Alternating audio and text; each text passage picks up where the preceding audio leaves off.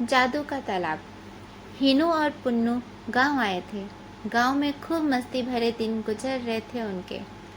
पढ़ाई, homework, project work और grade की ABC से दूर निश्चिंत और मगन थे वे दादाजी के हृदय के टुकड़े थे। दादा दादी पल पल उनकी बलाइयाँ लेती थी, उनके खाने पीने का पूरा ख्याल रखती थी। जैसे ही तारे आकाश में निकलते, वे दोनों दालान में बैठकर दादाजी से कहानियाँ सुनते।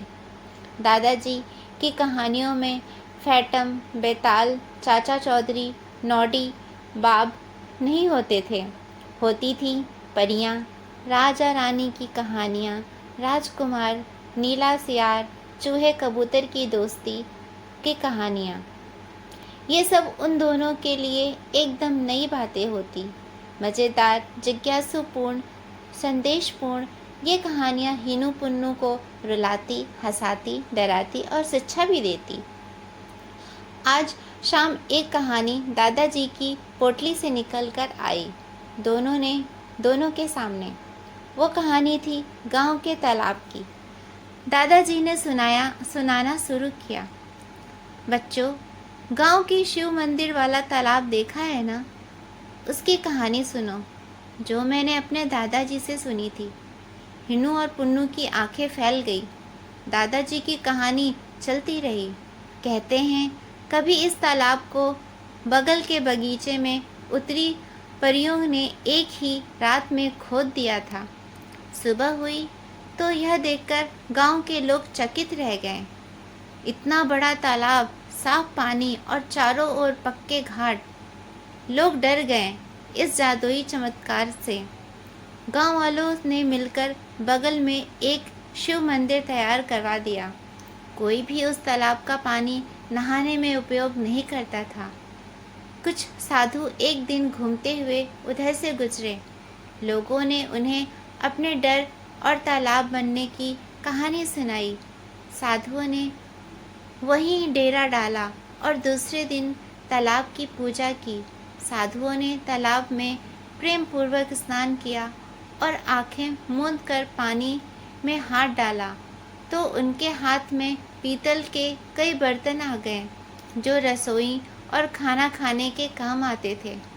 इस करिश्मे को देखकर सभी चकित रह गए। साधुओं ने पुनः उन बर्तनों को पानी में डाल दिया। लोगों ने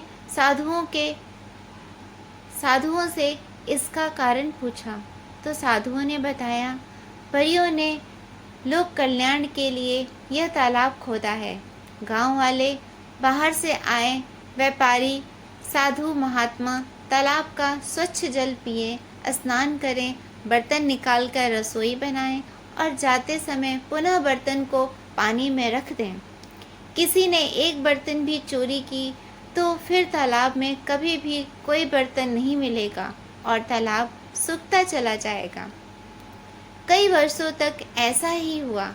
एक बार एक लोभी व्यापारी गांव में आया।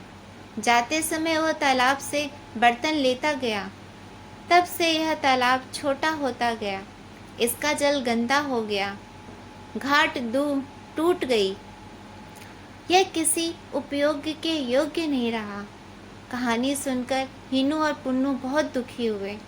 दादाजी का हाथ पकड़कर पुन्नू ने कहा, हम कभी किसी की कोई वस्तु चोरी नहीं करेंगे और सबको बताएंगे कि इससे दूसरों का बड़ा नुकसान हो सकता है। बच्चों की इस कहानी से बहुत बड़ी शिक्षा मिल गई थी। दादाजी भी बच्चों को देखकर खुश थे। आपको मेरी ये कहानी अच्छी लगी हो तो मेरे चैनल को लाइक और सब्सक्राइब कीजिए। धन्यवाद।